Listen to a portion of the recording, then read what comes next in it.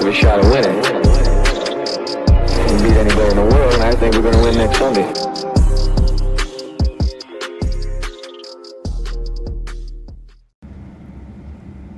Welcome to the New York Jets Atlantic Flight podcast. And now, the team you've all been waiting for. The draft analysts who leave no prospect unscouted. The kings of the big board. The draft nerds with Timmy, Ryan and Andy. Thanks, Gus. Hi, everybody. And we're back for our second episode in this series of the Draft Nerd podcast. It has been 2 weeks since our last show, and we focused on three QBs the last time that we felt the Jets most likely would have maybe be picking with their first pick on draft night. This week, we're focusing on what the Jets might do with their second first rounder or maybe one of their two second round picks as well, which are currently trending at 23, 38 and 48. So 3 picks in the range of 23 to 48. And with this in mind and knowing wide receiver is a position in need, we wanted to focus on 3 players who we kind of felt would fit the Jets as a wide receiver 2 in particular. They're likely to land available across those 3 picks. This year's draft is littered with wide receiver talent in that range. So we'll cover 3 of them tonight, and on our next podcast we'll cover maybe another 3 or 4. There's that much talent in that range, so very excited for this wide receiver group, and I think the boys are too. Joining me tonight are Ryan and Andy again. Welcome back, boys. Good to be back. Excited to talk about these guys tonight. And as you say, that this is a very deep wide receiver class for a lot of reasons, and I'm excited to go through these guys tonight and then pick up some more down the line. Yeah, a lot's changed in the draft pecking order, I suppose, since the last time we spoke 2 weeks ago. The Jets were at pick number 3 the last time we spoke, and obviously we have the second first round pick we have is from the Colts, and they were at pick 28 at the time. Things have changed. Yeah, and everyone's absolutely fine with it. No one's got any opinions on where we pick in the draft or if we continue to win games, and everyone's happy. Something like that. Yeah, I think it's divided the fan base, because as we start to drop down the pecking order, there's obviously the challenge with us having to give up, I suppose, a few more assets as we kind of go. So we're picking at pick number 7 with our own pick at the moment. The Colts have improved their position, though, from pick 28 to pick 23. And if things go our way there, there's potential for them to drop as far as pick 17, I believe, if they just miss out on the wild card playoff spot, which is plausible if you look at they've statistically the hardest run in of any team. So we're not just following the Jets, we're going to be keeping a keen eye to see on how they're doing and how the Cowboys are doing too, because we have a second round pick belong to them as well, which is currently our pick number 48. So with all that in mind, as you said, Andy, it's been quite polarizing, I suppose, for the fan base. As we know, half the fan base want to tank and not have to trade extra assets to maybe take a quarterback, and then you've got the side that wants to win as many games as possible to get the culture going. What are your thoughts?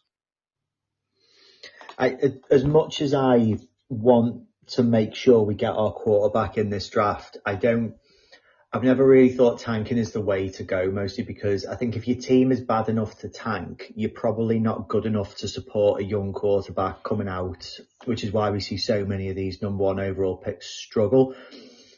I think the Jets, look, we've got the games left. We've got the Dolphins, who are a really poor team at the moment. The Jags, who don't seem to be able to get out of their own way year in, year out. And then we've got the ascendant Patriots to play. The Bills always seem to give us trouble, and they always will, as long as they've got Josh Allen. So we've got the potential to win 2 more games out of these last 4. And it'll be what it'll be. I would just have to deal with the draft when it happens. And once we know where we're picking, we know who's coming out, then we can get all overexcited about it, I think. What's your thoughts, Ryan? Yeah, I'm not a pro tanker. I think I've made that pretty plain over the sort of time we've been doing this. I get the feeling, and I get the sort of thought process of wanting to tank and wanting to be in a position to control your destiny, for want of another phrase. But the reality is that if you're set up in the right way and the right quarterback for you is out there, there are opportunities where he will fall to you. We've seen the high picks go and not be any good. And in recent memory, we've got the likes of Lamar Jackson, Josh Allen, Pat Mahomes, all have been picked mid to late of the first round and all performing like they can win a Super Bowl. So there's guys out there. You've got to be a bit lucky as well. I don't want to root for a loss. I'd love to see my team win. I can't tell you how much it can ruin my week if we lose. So, yeah, I'm never going to cheer on a loss, but the reality is at the moment, I want to see us improve week on week. And if that delivers more wins, great. If it doesn't and we improve our draft stock, then that's fine too. I just want to see those improvements. As you know, I was pro tank and I was still shouting for the Jets to win watching the game. So it's kind of a real funny place to be. And I was delighted with the win. I was excited with us making good decisions, and I think we played quite well on the day. But I felt a bit, bittersweet afterwards, I suppose. But you know what? The more I see the reaction from the team as they're coming off the field, the more I see Glenn, the more I see our wide receiver room improve with the new additions from the two trades. It's hard to not be really happy with that win. And you know what? If it costs us a first-round pick from one of our 3 first rounds next year to move up and get one of the guys we talked about last week, so be it. Maybe if we can just get this team into a winning situation. And we talked so much about trying to be able to see what these guys can do. And if they're stepping up, that's only a good thing. It's less for us to fill next year, so you can't really complain. No, I think as much as the next person, I want to be able to not give away one of those picks. But the reality is that if you can't enjoy those guys walking off the field that are working their asses off all season and are getting some rewards now, let them enjoy it. We've torn them down all season. Let them enjoy these moments, because this fan base has absolutely ripped this team to shreds at times this season. So let them enjoy the wins. We're 3-5 in our last 5 games, and I personally feel we're going to beat the Finns this weekend. That'll take us to 4 wins and 6, which is, and I know it's coming at the back end of the year when we're out the playoffs, and that's vexing for people. But you kind of have to enjoy it, because it's been a while since we've seen that kind of level of performance. And I know it's not against the best teams, but we're beating teams we should be beating now, and that's only a good sign that, I suppose coaching is going well. We can see the coaching is going well, in particular with Banjo. The special teams unit is just doing phenomenal. But we'll get back to the draft, right? All of this makes for a very exciting draft, because we've got so many draft picks, and we're going to focus on the wide receivers today. So as we said, we're focusing on 3 wide receivers. They probably fall across the 3 different picks that we have in that range. So we're talking today about Denzel Boston, who probably falls into that pick 23 mark. We're going to talk about Jacoby Lane, who probably falls into the first second rounder that we have, and Ian Strong, who probably falls into the last second rounder that we have. So options, we've loads of options here. Should we trade the pick or should we do something else? Most of these guys are still probably going to be on the board. I'll kick it off with Denzel Boston. So what we've done here format-wise is we've focused each on doing a download on one wide receiver each. But as part of the process, we've all gone and done a deep dive on them as well. So one of us is going to give a download, and then the other 2 are going to chime in and see if they agree or disagree on what each of us is seeing. So I'll kick it off with Denzel Boston, who to me I think is probably the premier talent of the 3. First thing that you notice when you're watching him in games is he's very aggressive natured when he's on the field. You just cannot leave him one-on-one. He's a strong build. He's 6'4", 210 pounds, and he uses it. He's a contested catch monster. Put him up there against anybody, and he's going to do really well. 54.5% contested catches this year. Catches the ball away from his body with ease. And like I said, he's a big unit of a man, but he moves very well for men, and he's athletic and quite smooth with his movement, and doesn't have that stiff, leggy look running routes that you can see sometimes with these bigger guys. He's quite fluid. He looks like an athlete. He's faster than I expected at the snap point as well. Once the ball is snapped, he is gone, and he can take the roof off he's just really well able, faster than I expected. Like I said, looks very comfortable as well running routes for a big guy. He's quite agile. And I think one of his main strengths is that he tracks the ball so well.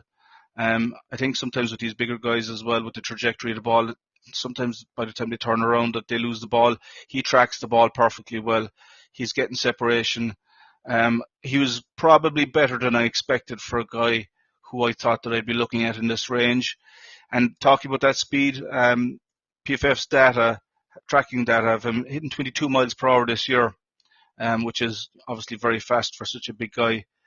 He's very much going to be an outside receiver, 838 receiving yards this year. 333 of those have been from Yak. So, a big part of his game is, knocking guys off of him after he catches the ball as well.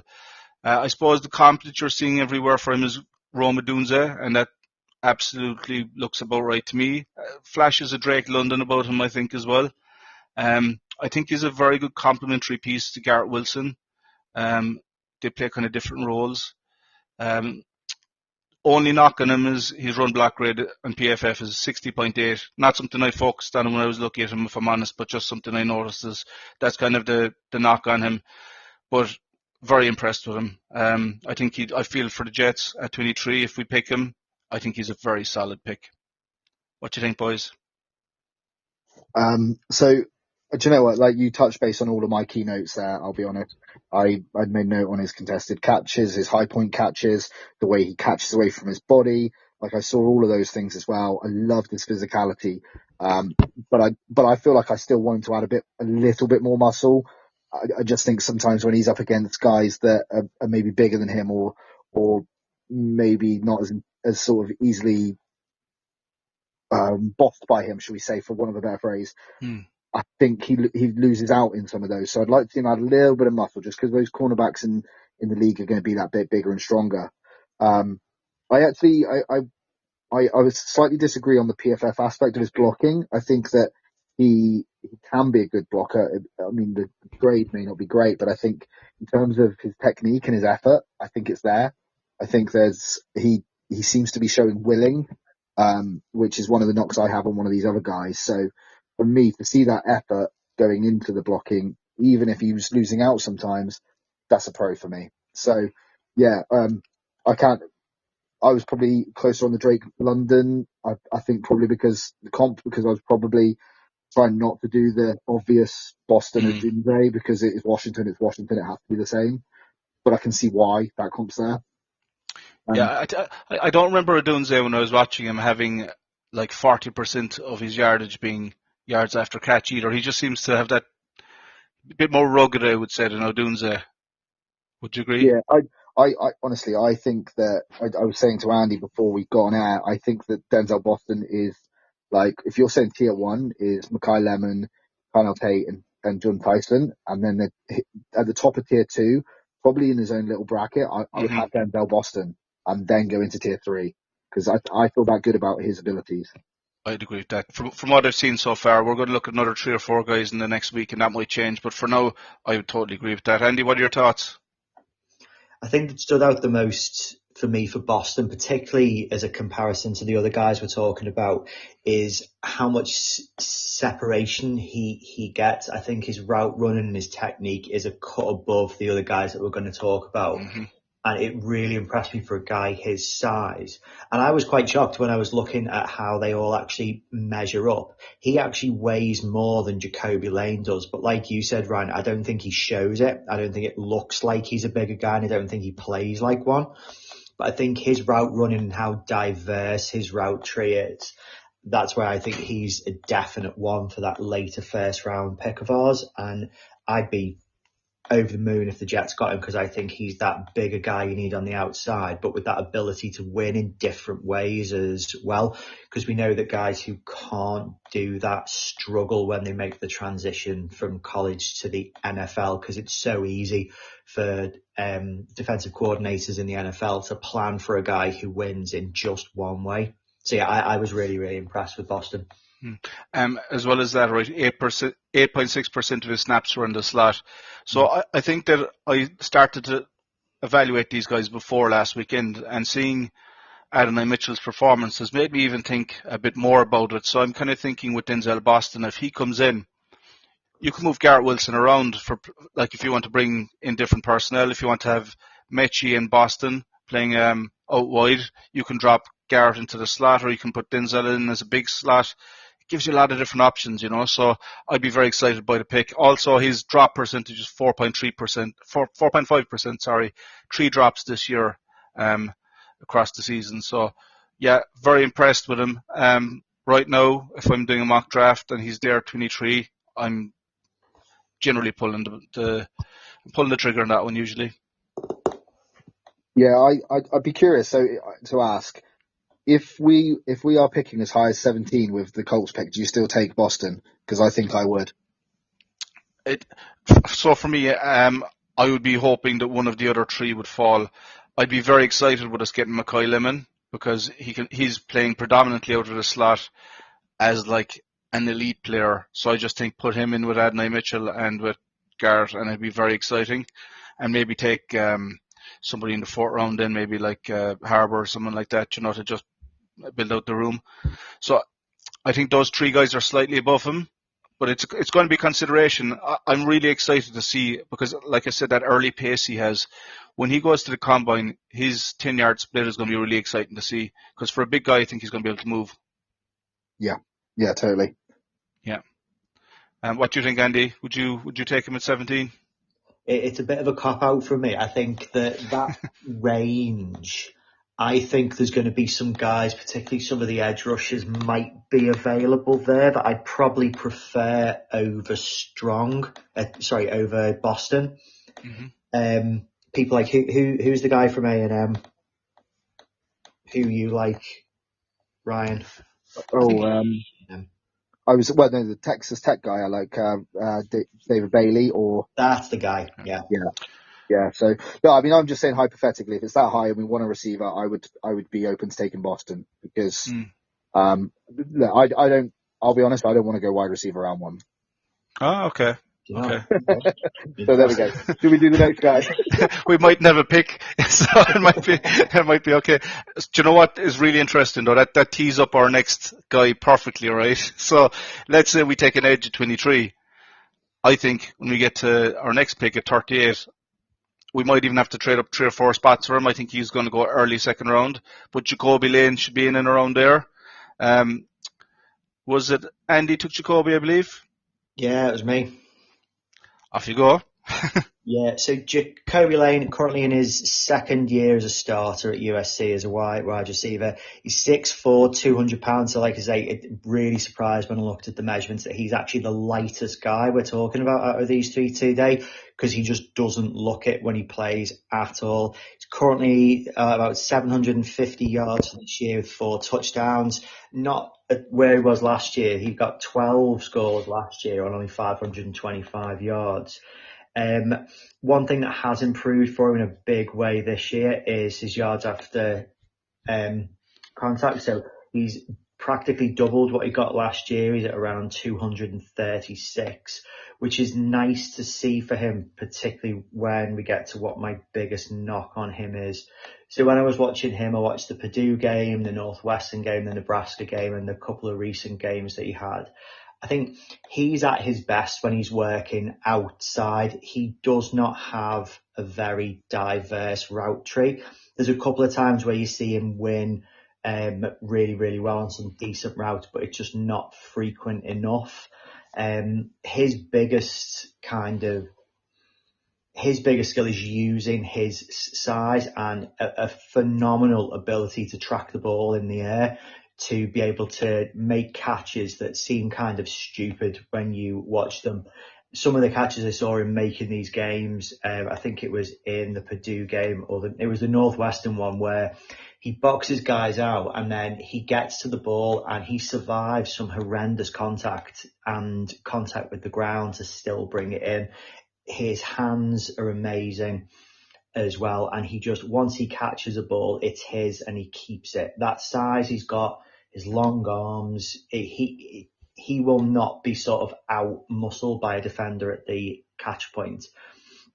But I suppose for me, the biggest knock on him is that is where he's going to struggle, because that at the moment is the only way he wins. He doesn't get a large amount of separation.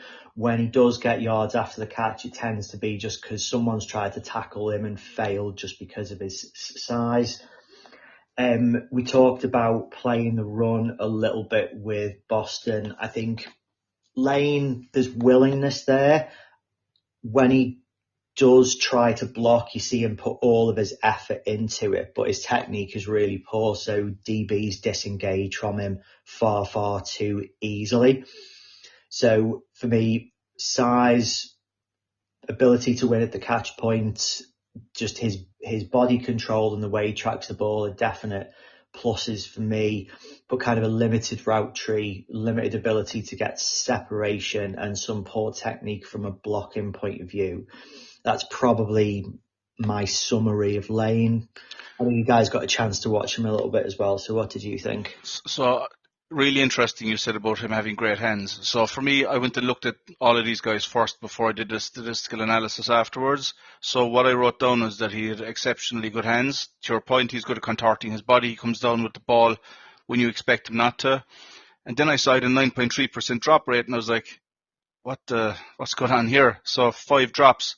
So I went back through all the tape and I watched 4 of the 5 drops. I couldn't find the Notre Dame one, but on 4 of them, so I had one versus Oregon, and this kind of frustrated me because I'd watched that game and I didn't remember him having one.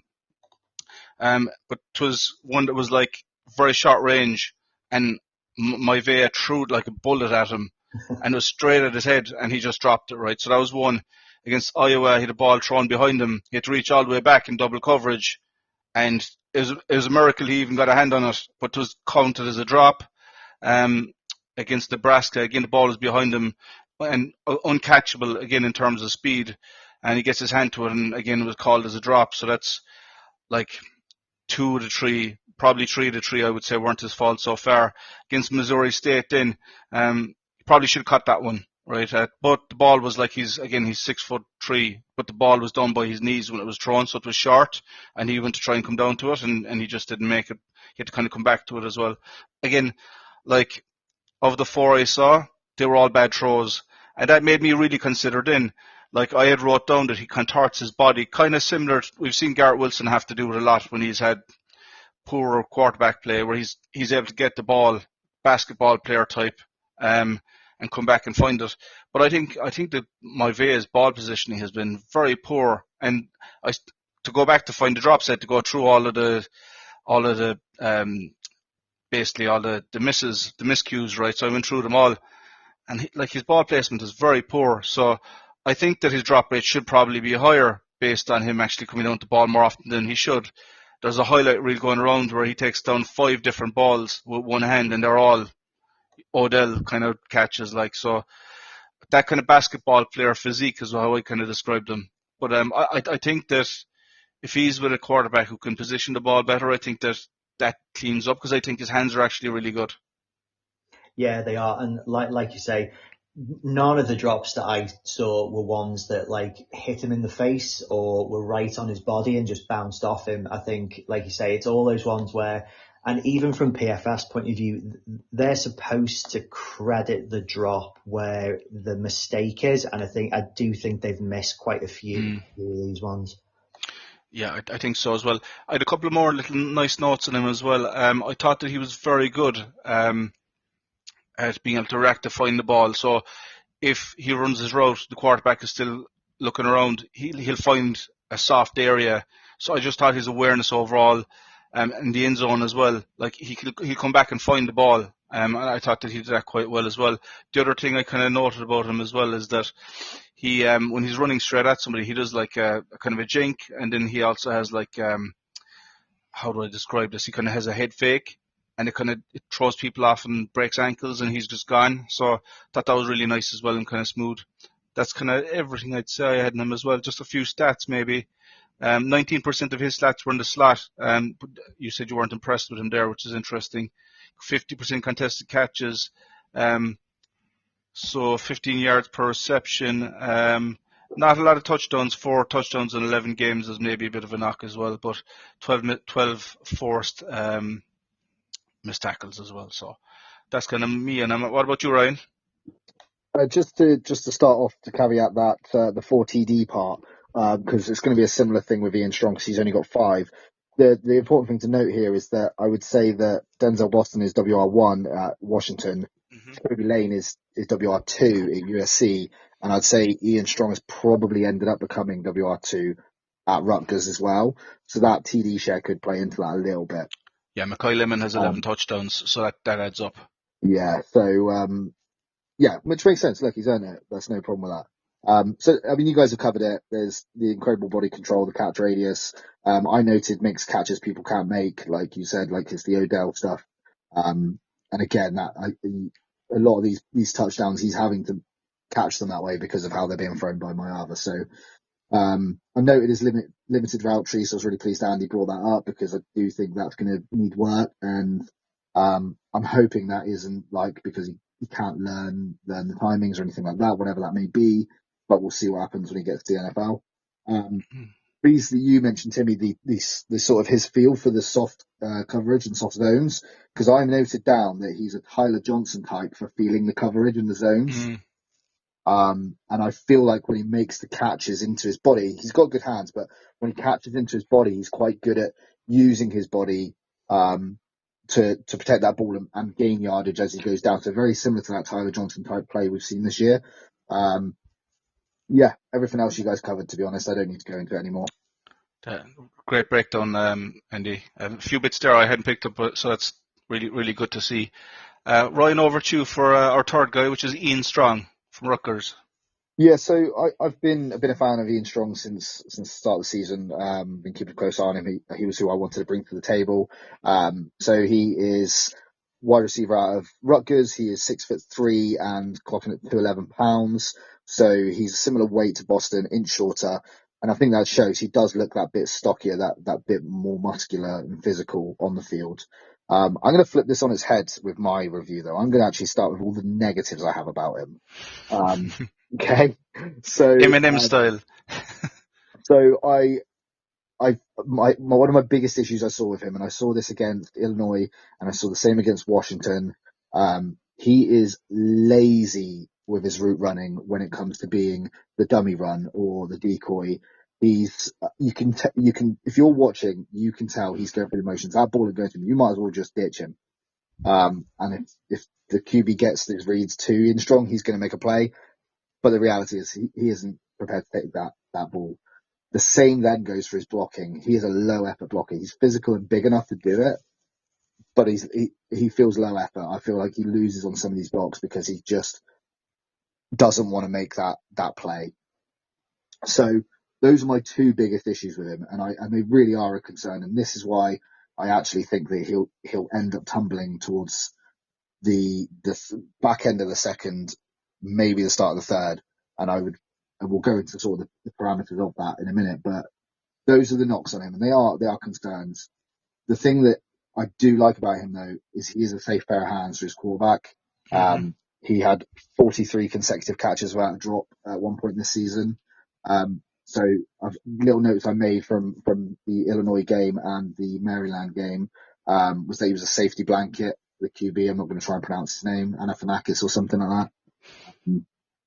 So that's just me not paying attention enough to pronounce it or read it, to be honest with you. He tracks the ball well over his shoulder, though. Really like the way, like when he is having to go deep, he can do it. He's got the speed to do it despite his size. Although he's the slowest, I think, of these three receivers. And he will track that ball overhead and he will take that ball, which is something we saw that was a struggle for AD recently. So it's something we take for granted sometimes at the NFL level. He's an absolute beast in the red zone. The Maryland game, he was just the go-to once they got to the red zone, and he was converting touchdowns for fun in that game. He does only have five touchdowns, but as I mentioned a minute ago, and I know Andy's a massive fan of KJ Duff, and if you're still listening to us next year, there'll probably be an hour-long episode about KJ Duff next year. But Ian Strong, in his own right, is a quality receiver on this team, and he can be a quality receiver in the NFL.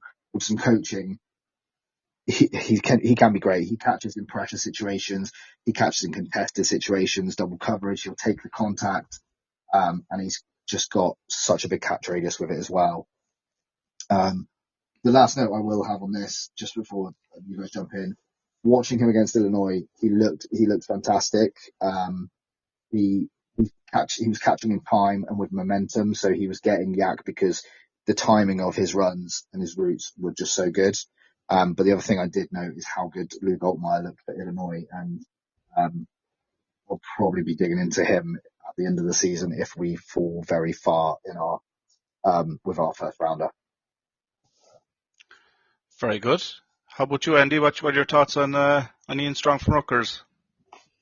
I think Strong, like I think Ryan said, most of it was Strong. I think he's really impressive in terms of, when I was looking at his numbers, he's only been credited with a single drop this year, and looking back, he only got credit with 2 the year before as well. And his contested catch percentage as well is absolutely great. I think it was better than Lane's when I looked at it. The biggest knock on him is probably an even more kind of concentrated version of the problems I had with Lane, in that he does not do anything other than line up wide. Has he been in the slot once this year? And although Lane doesn't do much with any of the snaps that he gets in the slot, at least he's there and he's being trusted to run routes from there, whereas everything that Strong does is from the outside. And the biggest thing I came away with, and I didn't watch nearly as much as Strong as Ryan did, is with the other guys, I came away with a really clear idea of what they do well, like what you're like clearly the best at, or what you'll be the best at when you get to the NFL. With Strong, I was left with thinking, what is it that you do better than 6 or 7 other guys at the same position? That was my kind of the biggest question I came away with Strong. Yeah, I saw that too. He just operates all the way along the sideline, and quite often if a cornerback just stands up, he runs straight into him, and he just wasn't getting separation there either. The one drop was definitely a huge deal. Like, his hands when he catches the ball are phenomenal. 1.9% drop rate, which is the best of the 3. One drop, as you said.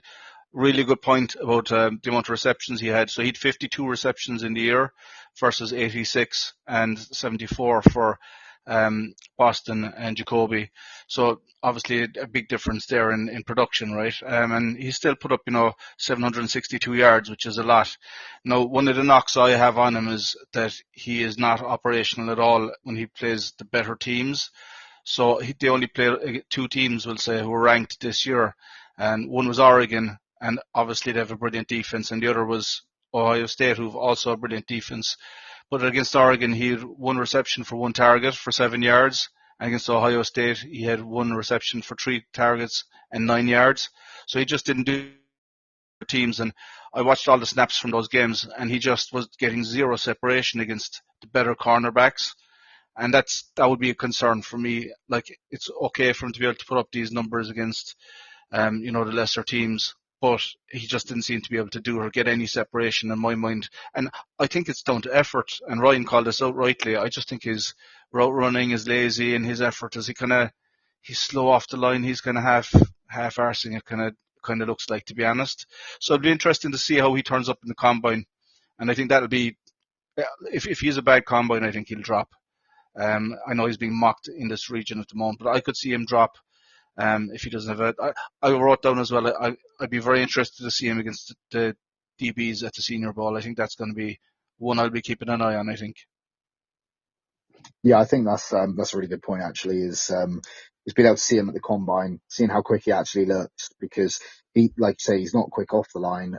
He does break into a good speed, but yeah, he's not explosive off the line. So, look, I do still like Ian Strong. This was a great exercise in terms of learning more about the other 2 guys, but I also, by going that bit deeper on Ian Strong, like tying things in with things maybe I didn't realise that I'd been watching or should have been watching when seeing him before. So, yeah, it's interesting actually where Ian Strong was in my mind going into this, and where he's ended up on my wide receiver rank, and where I'd take him, to be honest.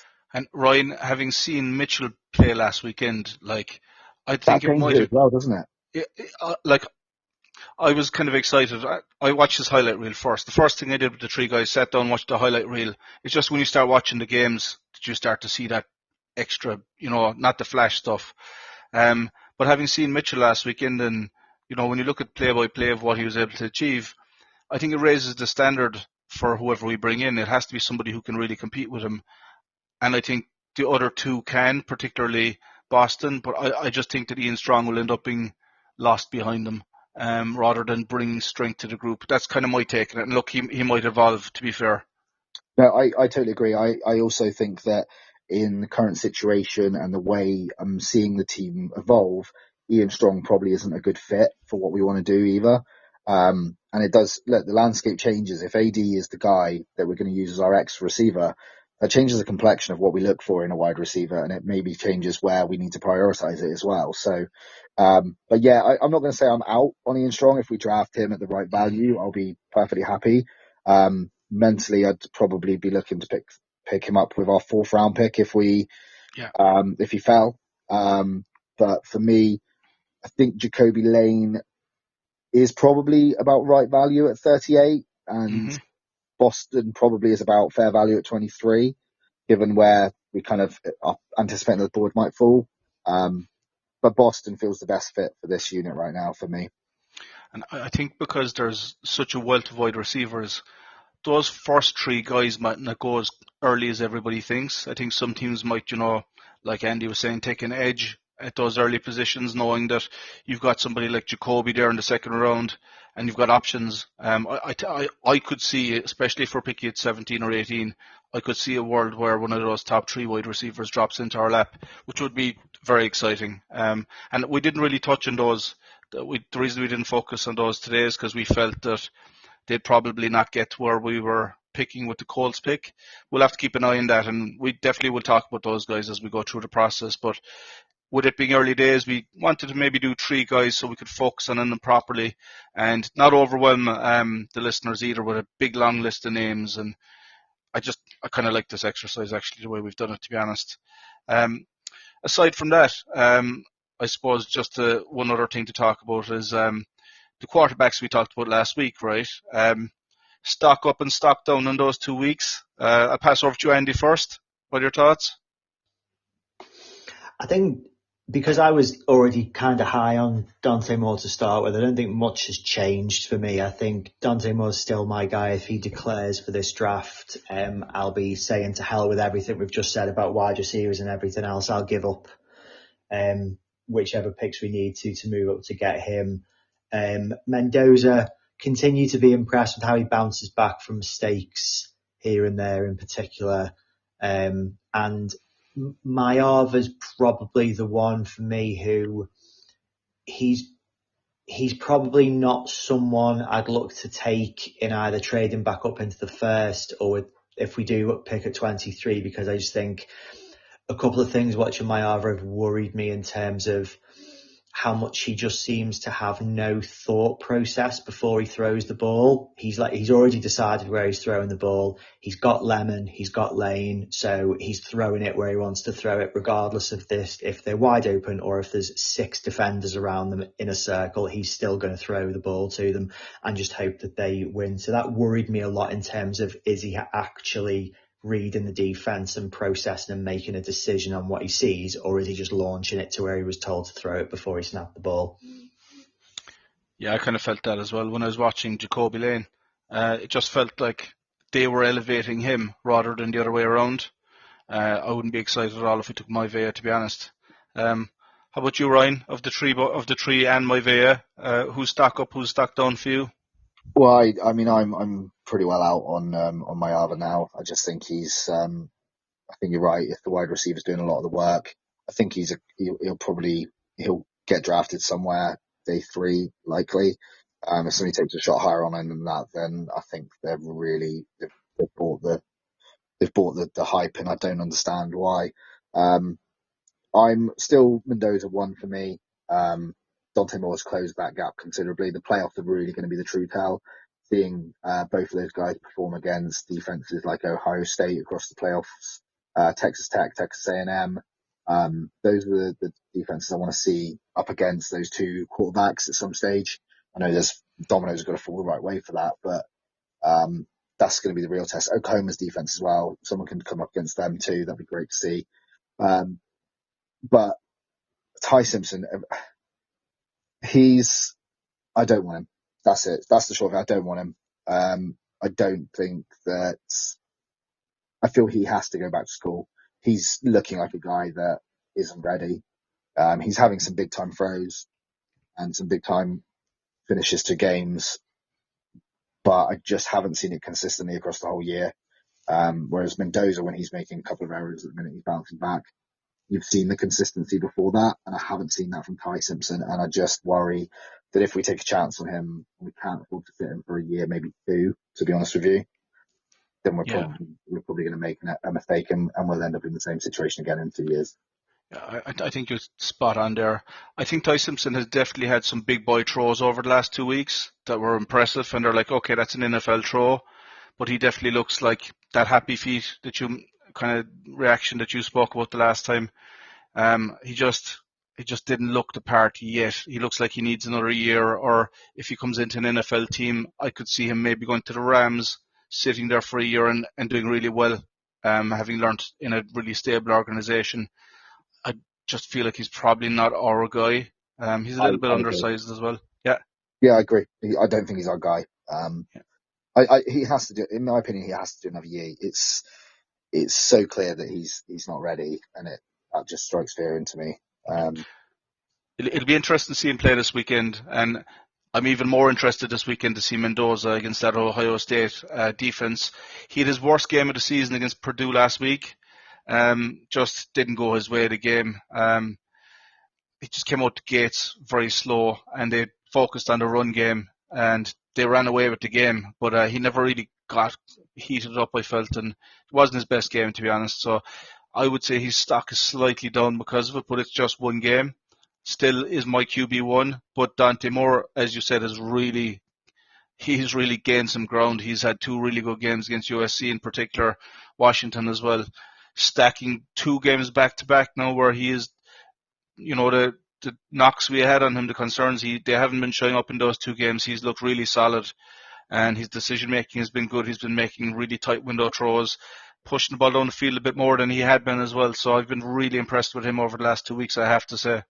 I do think that he'll end up being the QB1 of this draft because people will buy the ceiling over the floor of Mendoza. I think that's going to be the question on it. I feel like if we took Mendoza, I'd be less afraid, but if we took Moore, I'd be more excited. That's perfect. Yeah. Any closing thoughts, Andy? No, it's kind of funny when you asked me about the quarterbacks that we talked about. I didn't even think about Ty Simpson. When I think about draftable quarterbacks for the Jets for 2026, he doesn't even enter my head. Yeah. And look, sorry. I was going to say, I will say that I'm in my head at the moment, and I know everybody's going to shoot at me for this, but I'm probably thinking that Cade Klubnik is a better fit for us than Ty Simpson or Jordan Mailata. I don't know if I'm there yet. You haven't gone down the rabbit hole quite like me yet. I'm just throwing some rage bait in at the end of the pod. Love to see it. I didn't mention Will Levis once. Look, I'm not there yet. I don't think he's our guy. I think that he can come into the league, and I think he can be a good quarterback if he sits for a year, maybe a bit longer. In a team like the Rams would be perfect for him. Like I said, they have that early pick with the Falcons. I think where they're picking, they'll probably be picking around 7. I think he'll drop to there if he comes out, but I think he'll go back to college, and I think it's just going to be a 2-horse race at the top of the draft. So at some point, we're going to definitely do a podcast thinking about if we don't take a quarterback in the first round, who we're going to take next. Klubnik, you mentioned, Nuss is another one. Mailata, we're probably going to have to do a deeper dive on more of those guys down the line. But next week, or in 2 weeks' time, when we're doing our next show, we're going to focus on, I think there's another 3 or 4, maybe 4 guys, we'll have to talk through it, who are also in this range for wide receiver. We're going to go through those next, follow the same process. I think it's been really good for us to be able to kind of trash this out together, and I've actually really enjoyed the conversation, and I've learned a bit from it as well. So it's been really good. So just a huge thank you, boys. Thanks for all the hard work. Yeah, totally. I totally agree with that sentiment. I've really enjoyed the exercise, and I think the next batch of wide receivers are going to be just as interesting. But the final part on that, just those that love a bit of hard hitting defense, don't worry. Give us a couple more weeks after the next batch of wide receivers, and we'll get some of those hard hitting guys. Yeah. We like the big guys up front, don't we, in the defense as well. And Andy is a soft spot for the DBs as well. So we'll be talking about safeties. We'll get to every position group.